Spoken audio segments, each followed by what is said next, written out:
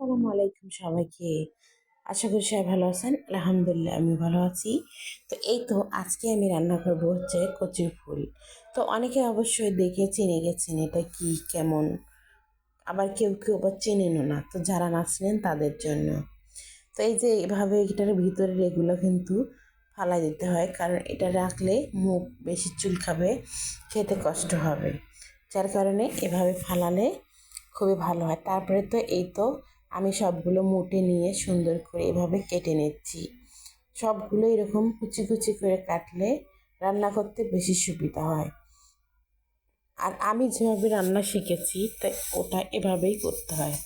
এই যে দেখুন সবগুলো কাটা শেষ। এখন আমি একটু ভেজে নেব।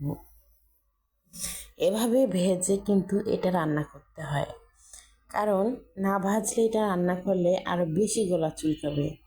তারপরে তো ভাজার পর ধুয়ে নিচ্ছি, নেওয়ার পানি ঝরতে দিয়েছি। এদিকে হচ্ছে মরিচ পেঁয়াজ তেলে ভেজে নিচ্ছি, শুটকি দেব। সেই শুটকিটাও ধুয়ে রেডি করে রেখে দিয়েছি। তো এখানে কিন্তু রসুন দেব আমি, 2টা রসুন দিয়ে দিচ্ছি। রসুন তো বাটা দেব, আদা রসুন বাটা সঙ্গে এই রসুনটাও দিতে হবে, দিলে আর কি খুবই ভালো হয়।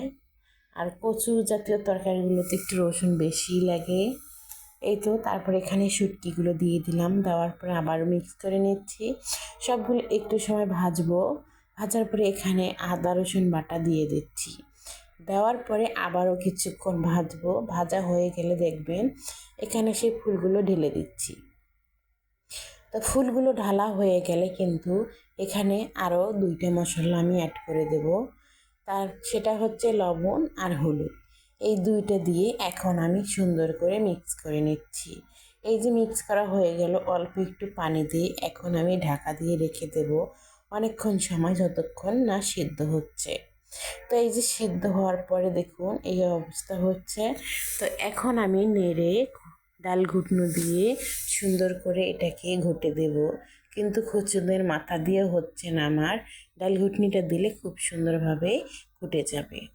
তো এই যে দেখুন আমি ঘুরতেছি, ঘোটার পরে দেখুন ঠিক এরকম হতে হবে। আর আমরা এভাবেই খেতে শিখেছি তাই এরকম করলাম।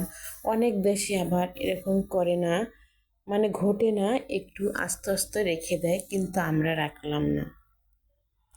তারপরে একটুখানি পানি দিয়ে আবারও সুন্দর করে কষিয়ে নেব। কষিয়ে নেওয়া হয়ে গেলে কিন্তু তারপরে এখানে একটু মশলা দিয়ে দেব। তো এই যে দেখুন একদম ভর্তা টাইপের হবে এটা, এটা একটুও পানি পানি থাকবে না। এই যে একটু শুকনো মশলার গুঁড়ি দিয়ে তারপরে আমি এটাকে কিছুক্ষণ জাল করে এখন নামিয়ে রেডি করলাম। তো কেমন লাগলো আশা করে বলবেন।